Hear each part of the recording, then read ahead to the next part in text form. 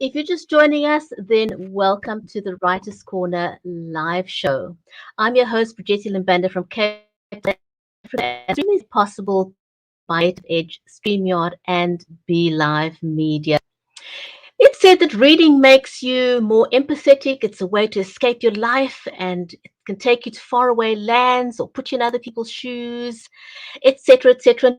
Today we're going to be talking to multi-genre author Sheri Chapman about her book, A Killer Revisited.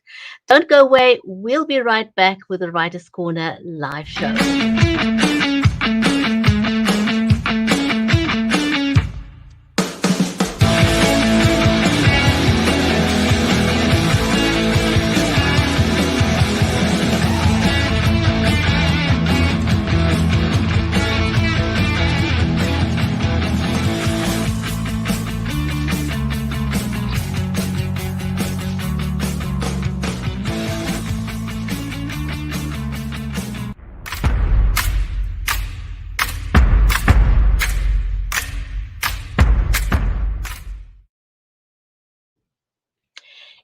If you have just joined us, you are watching the Writers' Corner live show. I'm your host, Brigitte Limbanda from Cape Town in South Africa. Welcome if you are watching us on Amazon Live, on Twitter, on Facebook, on YouTube, on LinkedIn. This is an audience-centric show, so just know that the comments are being monitored and that you're welcome. Tell us if you're new, if you've never watched the show. The Writers' Corner live show has been going for over 3 years, 3.5 years, and we've met many people from around the world, and I want to give a huge big shout out to Hamad, who's watching us from Pakistan. So a shout out to Hamad. Welcome to the show. Always glad to see you online. Today we're going to be talking to Sheri Chapman about her book, A Killer Revisited. But do say if you're new, we'll give you a shout out. We've been doing the show for over 3 years, and you will notice that if you're watching the show over on Amazon, you will notice that apart from our book today, let me just reach out over here, A Killer Revisited, and oh my goodness, and just trying to get the light right is a mission. But there we go. There we go. I think you can see that. A Killer Revisited is our book that we are going to be focusing on today, and you'll see that is in the carousel if you're watching us over on Amazon. That's A Killer Revisited by Sheri Chapman. It is in the carousel, along with a couple of my other favorite books. We've interviewed so many authors over the last 3 years that we've amassed a whole bunch of books. So you'll see there's a lot to choose from, but we're going to be focusing on A Killer Revisited today by Sheri Chapman. I've just got a whole bunch of books here on my desk, but you'll have to go back and watch our past shows to hear about those. So before we bring on Sheri, I want to introduce my friend and co-host, Mary Elizabeth Jackson. She's a special needs and disabilities advocate. She's a ghostwriter, an award-winning author, and her latest release is called Cheers from Heaven with Thornton Klein. This book focuses on lessons we can learn from bullying, and it empowers families with the ability to grow from that experience.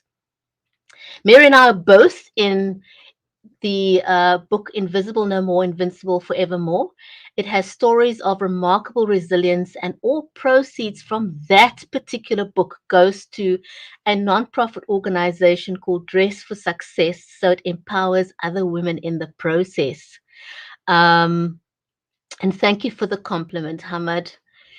Mary is in Nashville, USA. I'm in South Africa, so we're global. We're absolutely global, and we love that. So let me bring on my co-host, Mary. How are you today? I am fantastic. And yes, we have lots of amazing authors we have interviewed over the years. We are in an amazing book to empower women together. Yes, and Cheers from Heaven, I just released with Thornton Klein, is to empower kids and just teach them to accept their differences, to accept themselves, others' differences. They have choices, how to be kind, all that good positive stuff, right? That is very important right now in the mental health of kids and grown-ups and all of us everywhere is so important at this time in the world and trying to learn how to conquer that. But we're very excited about the author that we have on today and can't wait to hear about her story. And I'm always fascinated by authors who write in multi-genres, because, you know, for some people, I think it comes very natural because they have so many interests. So it'll be interesting to find out, is Sheri a person who has a lot of interest in different things and that's why she has written in different genres, or is it something that, you know, is a real it's a challenge for her, so that's why she did it. Did she want to say, well, what is it like to be in this genre? How is it to write in the, you know, because I write for children, and then I've done a couple of adults. I've got an adult one coming out next year, and it's so different to switch. And even ghostwriting is so different because most of that stuff has either been very data driven or a person's real story, true story about their life, and that's not anything I can make up, you know. So you have to change your mindset and everything that goes with it. So I think it's really fascinating. I can't wait to hear about this from Sheri, our author, today.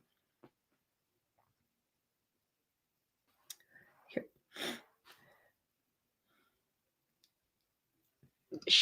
Sheri is a multi-genre author, and she writes about historical romance, dark suspense, sci-fi, and more.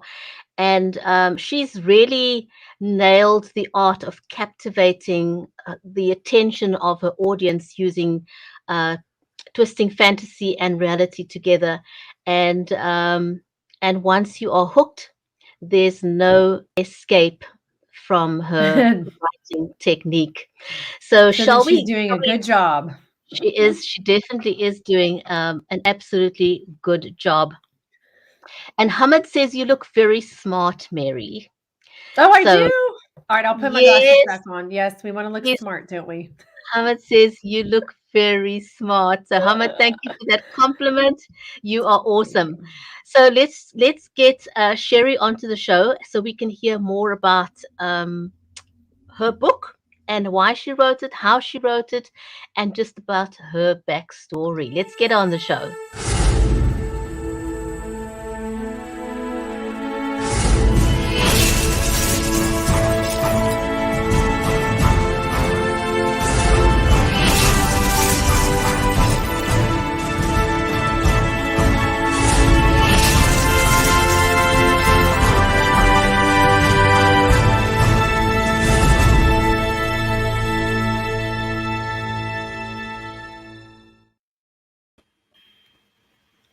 Hi, Sheri. Hi Welcome. guys, how are you?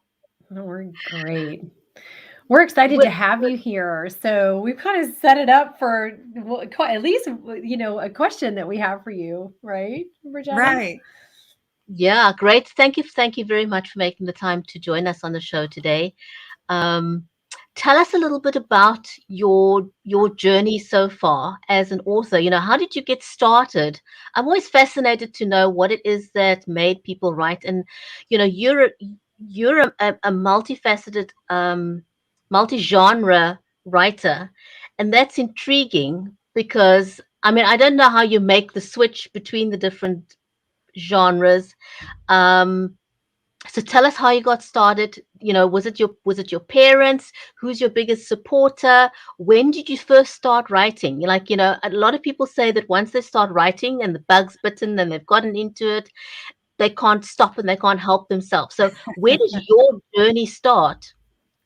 Well, I knew I wanted to be an author when I was in fourth grade. I fell in love with Walter Farley's books, the Black Stallion, when I was in that age range, and then I moved into fantasy with my fifth grade teacher, the C.S. Lewis with his Chronicles of Narnia series, and I just started tinkering in short stories back then. Then life happened. I became a special ed teacher of high functioning special needs students. My strength was reading and writing. And so I did a lot of exploration with my students, trying to figure out what got their interest, what would hook them on reading. So that's kind of where my widespread of interest started, was just helping kids find what appealed to them. So I had to delve into it myself. So large range there. And then I had my own children. So my writing career was delayed until they graduated and I retired from teaching. So now I can focus on me and what I feel like I've been called to help people and animals, but this is what has called to me since fourth grade. Oh, I love that. And we didn't even bring that up, and I apologize for not bringing up your special ed background because being an advocate myself, that So that's very special. Just the fact that you are also a special needs teacher. How did that happen for you? Is that something that you got into because of family, or was it just something that you felt a calling towards? Well, I don't know. I feel like I'm a lifelong teacher. I just feel like that's my job. I didn't know what I wanted to teach, but I found myself, I'm always drawn to the underdog. So whoever is losing is who I want to help for some reason. If it's the losing team, I want to vote for the losing team. I don't know why, but I don't think of children as losers, of course, but I feel like I'm the person that can help them reach their full potential. I can see the good in them where it may be more work, but and some, when you're in a classroom of 30 kids, it's hard to give that one student that needs more attention. So I felt like that was my job, to help them fit in with society and be successful. And so part of it was my call to help the person that's needing more help. And then I just decided that was what I was going to do. That's I love that. amazing. That is That's amazing. amazing. Thank you for taking that on in life because our children need it. And I it's sad because the world says that these kids are broken. They're not broken. They have just come Right. in differently, and we're all different from each other. But it takes someone like what you're doing, Sheri, to be able to be like that child whisperer. To help a child see their potential so that they can then go into the world and be successful, because all kids can. It really doesn't matter what. I mean, I have a cousin who is cerebral palsy. He went to college. He lives on his own. His car is made for him. I mean, he's been so successful in his life. He's not let that stop him. And I think that's such a beautiful thing. And, using writing as a tool and one of those, those avenues for potential of processing and having an outlet and helping people to figure out who they are and be able to grow is just an amazing tool to be able to use for people. So, I know what you're writing. Have you thought about, or do any of your characters in your books have disabilities or challenges or anything like that? Well, in my, not in the book that I'm promoting right now, but like in the historical fiction, um, it is about a girl who is in a family of kind of alcoholics. She lost her mother on the trail. It's set back in the 1800s. They were the first people into the Sioux Indian Territory, first group of people, I should say. And when her mother drowned in a river they were crossing, the father and the son turned to alcoholism and they left her alone all day. So she had to learn basically how to do everything herself, how to provide for her family. So she wasn't disabled, but in a way she was. It's kind of like a learning disability. We all have weaknesses within us that we have to learn to cope with. And so I'm trying to show, that each of us have weaknesses that we can overcome. And so she has a lot of learning curves in this, because she's the one that goes, is rescued by the chief, and he takes her back to his community, and she has to learn. She's the only English speaking person there. She has to learn their language. She has to learn their culture. She has to learn different expectations. And so it's a lot about Indian culture and life. And then, of course, it develops into a romance. But, she thinks she's a guest and he's like, no, you're here to stay. And so there's a lot of mindset and cultural things she has to overcome. So in a way, that's kind of a disability when you're thrown into a foreign environment and you have to learn how to survive and function.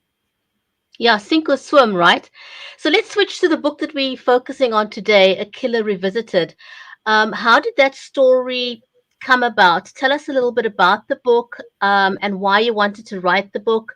And then another, interesting tidbit was that you've written the book as a standalone, but you've also left the door open. So tell us a little bit about that as well. Okay, well, I was with a company that is no longer around, and they had put out a call to write a reincarnation story. And it was a short story. So the anthologies is a collection of short works by. So I wrote a story, and it was about a guy. I'm very spiritual. So in my reincarnation story, I made the government made clones for army, super soldiers, and they didn't have souls. They were just produced in a lab. And so they were kind of like robots. They couldn't function on their own. And so they were like, how can we make these soldiers self-sufficient? And they hired a scientist and put him in a death row inmate jail setting. And when with his work, he discovered how to capture a person's soul. So when they executed an inmate, they transferred his soul into the super soldier body, and that's how they propelled the soldier to life. And of course, with the reincarnation story, they have these pills that heal them. So if they're injured, they can heal really quickly. But what they don't know is it also heals the soul. And he started to remember his past life. And at first, he's not a very good guy. And he seeks revenge on those who have experimented on him. So it's kind of scary. The scientists are scared to have a super soldier who remembers his past life, and he didn't want to be part of the experiment. So that's kind of the idea behind the story and how I got started with it. Well, And are there any real people in there, or is it all fictional? Do you mean based on real characters? Is that what you mean? Yeah. I think it's true that our experiences kind of dictate how we write. So I didn't intentionally put factors of people I've met into my characters, but I think that's how you breathe life into them, is that you take your experiences and you bring them to life. So probably a lot of my characters are a mix of people I've met. And isn't that funny how we do that? But it gives us reference points, and that's how there are stories out there that end up with a happy ending because it's something that happened in someone's life that didn't work out, and so they went and wrote it the way they would love for it to happen in their life, right? Yes. So we have to teach our kids that, right? That all the happy endings didn't really always happen, but it's wonderful to think about. But so you left the door open for this to be a series or a sequel, there to be a sequel possible, right? I did. At the end, I don't know if I want to tell how it ends, but they think that the killer's taken care of, and well, he fakes his death, so they think he's dead, but he's not dead, and he's still watching the guy who's behind the experiment, the general in the army. So I leave it to where, is there going to be another story? There's a lot of avenues I can break out into, because when you're transferring someone's soul into someone else's body, you can do so much with that. I mean, I did death row inmates into super soldiers, but who knows where the experiments could lead us in the future. So I kind of left that door open. I've had a lot of good feedback on the story. So, and my editor, he's like, you could have a 20-year career with this if you wanted to, because there's so much you can do with it. Do you have a favorite passage in the book that you could share with us? Because the audience always like to just hear what your favorite little section in the book is. Is it possible for you to just read a paragraph that you feel is special to you? Well, I thought I would read the very beginning paragraph. I don't know if it's my favorite, but it jumps around in time a lot. So maybe the very beginning would be okay. Perfect. Okay. All right. Present day. I kind of put a header on there so the reader knows what timeline we're looking at. Wiley noticed a difference in himself. He was beginning to experience more. Oh, never mind. That's the wrong part. Hang on. Let me scoot this back. Okay. No worries. We'll give you a minute to find it. So I anyone who's found just it. joined us now, we are reading a passage. The author of the book, A Killer Revisited, Sheri Chapman, is going to read us the introductory paragraph of her book, A Killer Revisited. Present day, a man on a mission. Wiley's home office was tiny with no windows. Its single light flickered, and the effect excited him. The man rummaged through an arsenal in a large canvas bag in the closet. Wiley slid black gloves over his work-hardened hands and clenched a few times. Next, he examined a heavy Bowie knife. It caught the light as he turned it. He practiced a few stabbing motions. Satisfied, the assassin removed his gloves and placed both items carefully in a smaller traveling duffel with the rest of his dark plain clothing. This was the night. Wiley, the chameleon, was exhilarated. This was not an assignment and he a mere pawn. This was a mission of his own. The excitement of obtaining his freedom motivated him. However, he knew he must maintain an air of normalcy around his handlers. Wiley straightened, relaxed his shoulders, and controlled his breath. If things went well, he was on his way to true freedom. And that's how I start. Okay, so Wow. yeah, it leaves the reader wanting to know what is happening, what's going on. I need to read more, you know. So yeah, that's a great introduction. Now, do you have, you know, what kind of support system do you have around you, you know, that helps you? Because everybody has a support system of some sort, even if it's just, you know, they get to have everything taken care of for the moment that they're writing, so they can have the space that they need. So, you know, who are your biggest supporters in your life, your biggest fans, and you know, what kind of support do you have for all the work you're doing? Well, I'm very fortunate to have a close family. My mother is a big fan. She likes to read my stuff. In fact, she helped me with this book. She's like, there's a little bit of a disconnect between the killer and the detective. And so she kind of brought my attention to that. And so I found a connection and incorporated that into the book. A lot of times when you're writing, you know up here what it's supposed to say, and you're not always sure because you read with expectation your own work and you think it says, you know, what you think it says. So beta readers are wonderful. My daughters also, I have 4 daughters, Michaela, Hannah, Sydney, and Emily. And my oldest and my youngest have helped me quite a bit with creative ideas, telling me if something's missing, if the flow is good or not, those kind of things. So, and I also have a couple of beta readers, and my editor, Eric Myers, is wonderful. He really helped me a lot with this book. He's like, hey, this is missing. You need to answer these questions. So he's more of the reason it kind of has a lot of backtrack story in it, is because he's like, well, you need to, you know, explain this a little bit more. So he really helped me perform my, you know, just become a better writer, called my attention to a lot of things. Yeah, that is amazing. Could you, you know, we always like to ask our authors also if they have a tip. Now, you've seemed to have mastered the art of compelling storytelling.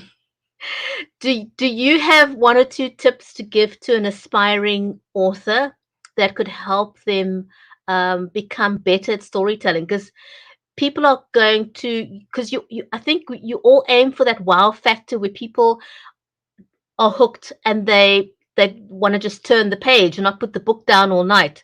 You know, how do you get to that level of compelling storytelling? Well, there's a couple of factors. I think your beginning is extremely important. You need to draw in those people. So, like for me, the next part of the book is there's a couple of pages that are a little bit more boring. but because you got that hook and that excitement and that action in the very beginning, they're willing to read a couple pages of not as interesting things to move on to the next. So your hook is very important. To start in the middle of action is what I recommend. And then, you can backtrack or flashback or go to another scene so that you've got that hook and that reader. That's the most important, is the very few pages. The next thing that really helped me grow was being able to take constructive criticism. Constructive criticism helps you grow.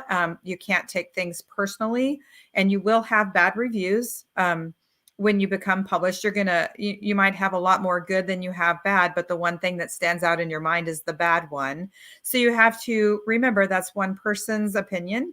And if the majority of people seem to like it, then don't get hung up on a negative review or constructive criticism, because you're not perfect. We can always improve.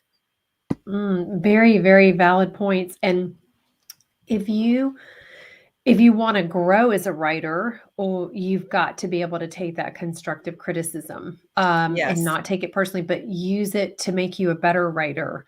I have a couple of mentors who have written over 100 books each. And so their feedback I really value, because it's only going to push me to work harder to be better at it. And so it's a really valid point. I had a literary agent one time. I had a conversation with one, and she said, write your first chapter, throw it out, and start all over again. That's her advice for writers, because usually that first writing, we're just kind of bleh, all over the paper or your tablet or your laptop, getting it out.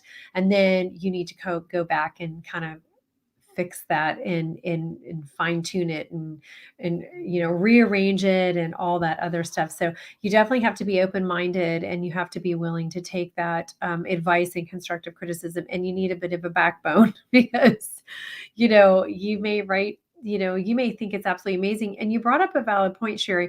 What we have in our head, what we're trying to get across on paper, sometimes we think that we are, but we really aren't, when somebody else goes in and they go, well, wait, this doesn't make any sense to me. I'm lost here. What happened between these two people? And we're thinking, oh, we accomplished that. So it is good to have beta readers, whether these folks or not.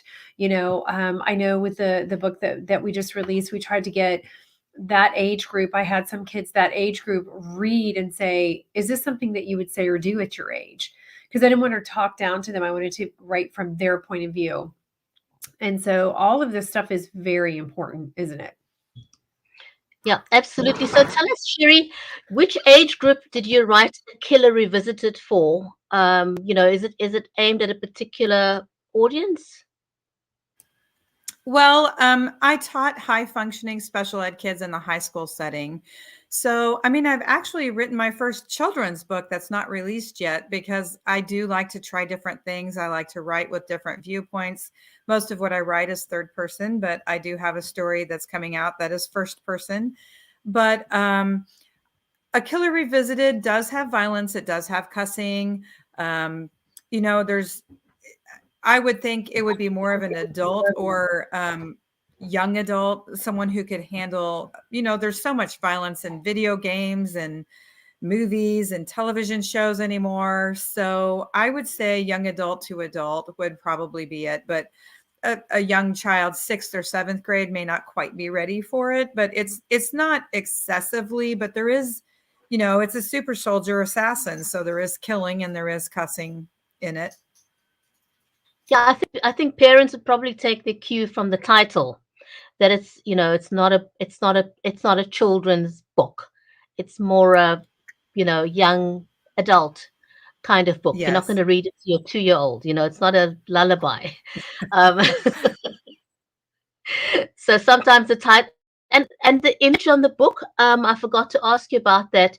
How did you get? Because we're almost at the end of our interview right now, but I do want to ask you, how did you get your illustrator to get what you really wanted on the page? Because conveying what you have in your head that you envision on your cover isn't what the illustrator necessarily has in their mind. So how do you get that across?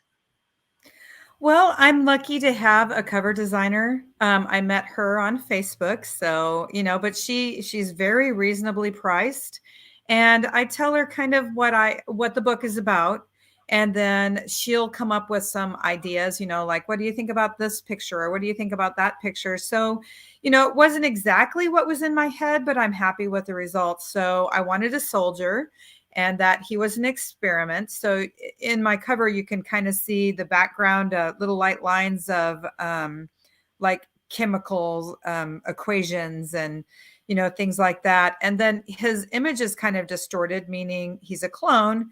So there's multiple versions of that person. So she got my idea.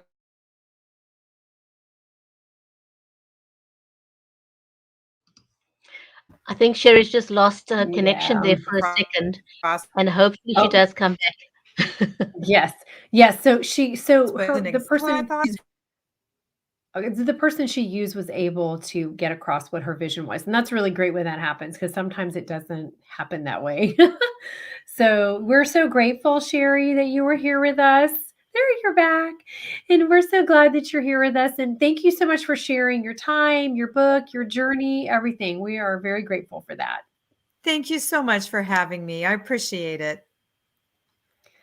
And we will look forward to having you back on sometime, right? I would love to. It's it's an absolute pleasure, and I just want to say hello to everyone over on um, watching us on Amazon Live. Um, and I'm just having a look there. I can't see whose name it is. If you can just tell me very quickly what your name is, then I can tell. Um, Oh, it's Corinda. Corinda, thanks very much, Corinda. And also Tish is watching us over there. And we had Hamad earlier watching us from Pakistan. So a huge big shout out to everyone that has joined us live today. And if you're watching this on the replay, we were talking about A Killer Revisited by Sheri Chapman. And I must say your first paragraph was very, very, very intriguing. It really did. I think you accomplished the mission of hooking us and wanting to know more about the story. So, very well done on that. And so, huge big thank you to our audience today. Those who watched us live and those who are watching on the replay, thank you so so much, and take care, everyone. We'll see you back next week, same time on the Writers Corner live show.